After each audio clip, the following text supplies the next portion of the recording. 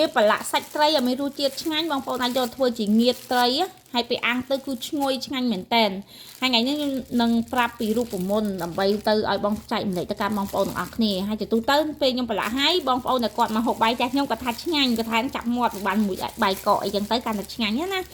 ចឹងថ្ងៃនេះគឺខ្ញុំចែកម្លែកពីរូបមន្តប្រឡាក់សាច់ត្រីទៅកាន់បងប្អូនទាំងអស់គ្នាតាមរសជាតិអ្នកចូលចិត្តរៀងដិតអ្នកចូលចិត្តរៀងរសជាតិស្រាលគឺអាចធ្វើតាមរបៀបនឹងបានតែគាត់ថាគ្រឿងគឺខ្ញុំអាចនឹងប្រើជាគ្រឿងការ៉េតិចតួចគឺដោយសារខ្ញុំអត់មានឥឡូវខ្ញុំបរិការអត់ប្រើម្សៅស៊ុបរបស់អ្នកចិត្តខាងឯងអញ្ចឹងគឺខ្ញុំប្រើម្សៅស៊ុបរបស់កូរ៉េអញ្ចឹងគឺហើយអញ្ចឹងគ្រឿងទាំងអស់គឺជារបស់កូរ៉េទាំងអស់អញ្ចឹងខ្ញុំចែកម្លែកទៅកាន់បងប្អូនទាំងអស់គ្នា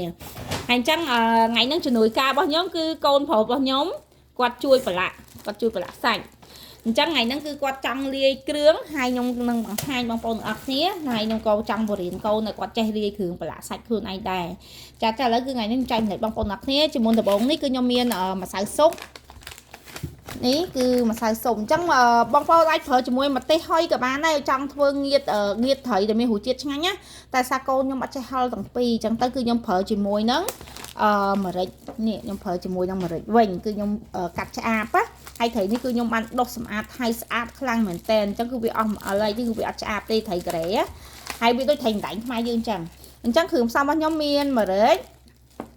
ទឹកត្រីហើយនៅប៊ីចេងនេះក៏ប៊ីចេងការ៉េដែរចាំបងប្អូនចង់ដាក់ក៏បានមិនចាំបាច់ដាក់ក៏បានដែរ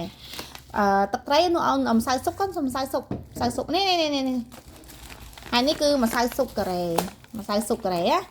ហើយម្សៅស៊ុបនេះគឺរសជាតិវាឆ្ងាញ់រសជាតិម្សៅស៊ុបនោះវាមានច្រើនប្រភេទតែមានសាច់គោមានម្សៅស៊ុបបែបក្រុងញៀវអញ្ចឹងទៅតែខ្ញុំយកបែបគ្រឿងសមុទ្រណាខ្ញុំយកម្សៅស៊ុបបែបគ្រឿងសមុទ្រហើយបន្តមកគឺខ្ញុំមានស្ករចាឥឡូវខ្ញុំស្ករអញ្ចឹងឥឡូវខ្ញុំចែកម្លែកបងប្អូនទាំងគ្នាពីរូបមន្តនៃការធ្វើទាំងអស់គ្នាតែម្ដងអញ្ចឹងជំនុនដំបូងគឺខ្ញុំដាក់ម្សៅស៊ុបអូនដាក់ស្វាកូនដាក់ស្វាមកពណ៌ដាក់ស្វាឥឡូវជូតស្វាស្ងួតសិនកូនណាជូតស្វាស្ងួតសិនមកទៅជូតស្វាស្ងួតសិនមកយើងវត្តគ្រឿងដាក់តោះសម្រាប់ម្សៅស៊ុបនេះវារៀងអត់សូវប្រៃដែរតែខ្ញុំដាក់វាចំនួនកូនកាន់ឲ្យជាប់កូនកាន់ឲ្យជាប់ខ្ញុំប្រឡាក់ភ្លាមយកអាំងភ្លាមអញ្ចឹងគឺខ្ញុំអត់ទុកអូកំពុំហើយខ្ញុំដាក់មួយស្ព្រាបាយពេញមកមួយស្ព្រាបាយពេញបន្ទាប់មកនេះប៊ីចេងបងប្អូនចង់ដាក់ក៏បានមិនដាក់ក៏បានដែរណាប៊ីចេងណាតែសាំម្សៅស៊ុបវារៀងឆ្លៀមដែរហើយ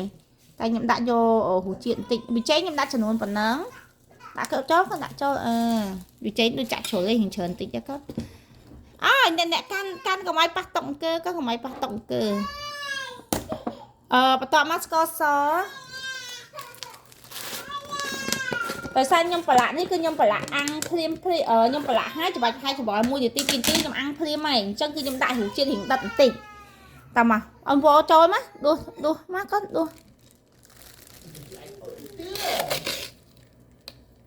បើសិនជាបងប្អូនទុកយូរកុំដាក់គ្រឿងរៀងច្រើនដូចខ្ញុំរៀងបន្ថយគ្រឿងបន្តិចស្ករសកូនចុចផ្អែមរៀងសាបស្ករសមួយស្ព្រាបាយតែអត់ពេញទេរៀងកាច់ទេស្ករសខ្ញុំសុំបន្ថែមបន្តិចទៀតមួយញ៉ាំប៉ុណ្ណេះទេអូខេ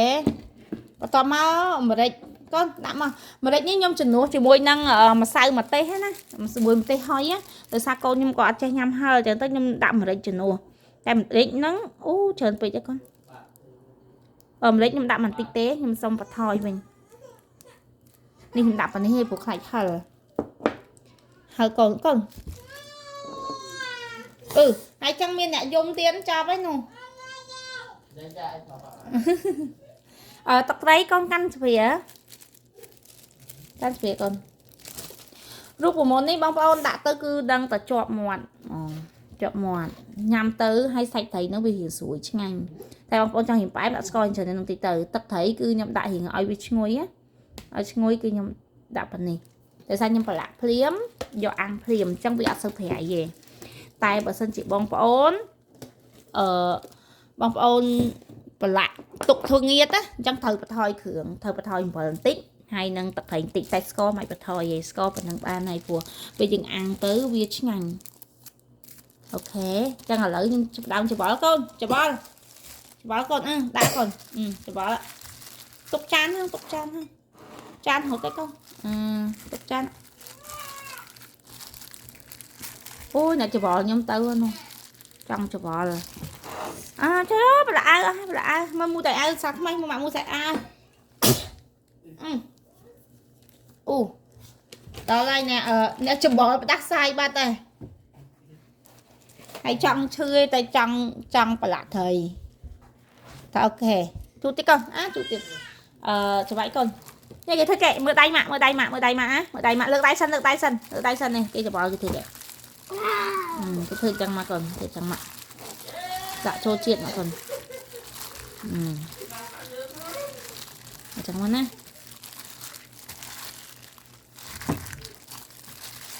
rồi cho chuyện má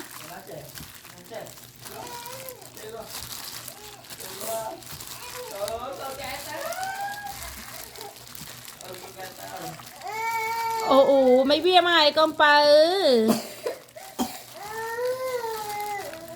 ôi bằng phâu nơi nhung thua mà hộp miếng câu chứ những lư rồi đi chứ tao bán đấy con tao bán đấy ta cho bằng phâu rồi là xong phần năng ngay cho sạc con phơi dùng đài lấy cứ nhưng cho bỏ phần năng tết tục hay tập pin tí cho ta ăn ngay phù cho mọi ai cho chiếc răng ngay khai được khỏe á